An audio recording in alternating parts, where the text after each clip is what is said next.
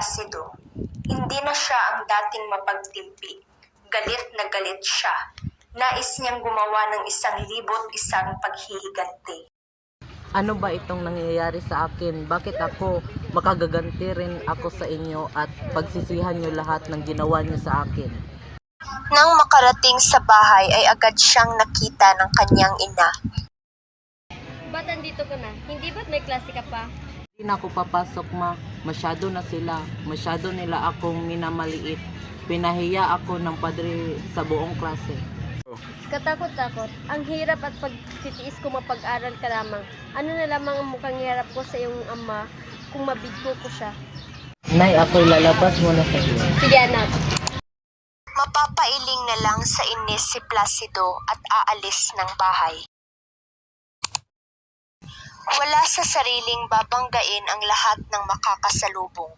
Praile, gwardiya sibil at ordinaryong mamamayan.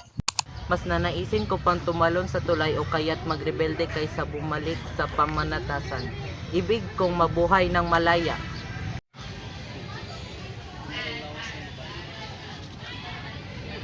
Ginoong Simon, nariyan po pala kayo. Nais ko pong humingi ng tulong. Gusto ko pong pumunta sa Hong Kong. Para ano? Ay, halika. Punta tayo sa Kaling Aires.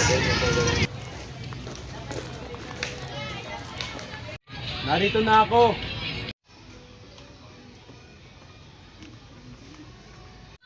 Senyor. Asan ang mga pulbura? Nasa mga sako. Hinihintay na lang namin ang kartotso. Ang mga bomba? Hinihanda na ang lahat. Mabuti, maestro. Ngayon din ay magpapatuloy kayo sa inyong lakad. Makikita ninyo ang taong namamangka. Sabihin niyo lamang ang salitang kabesa at isasagot nito ay talis. Hindi dapat tayo magkaksaya ng panahon. Para no, estamos listos? Akala ko'y hihintayin hanggang 40. Hindi na kailangan. Kung ipinapaliban pa, marahil patay na si Maria Clara. Bueno, kayo ang masusunod, Senyor Simon. Nakakaba kung bakit mataas mag-Espanyol ang lalaking yun. Dati siyang guro, ngunit pinayos ng pamahalaan niya. Matalik na kaibigan ni Ibarang masasawing palad. Ako'y magpapaalam mo. Sige. At bigla ang naisip ni Simon si Maria Clara. Sandali na lamang at magkikita na tayo. May magsikan na naglayo sa iyo at sa akin. May magsikan din ang maglalapit sa atin.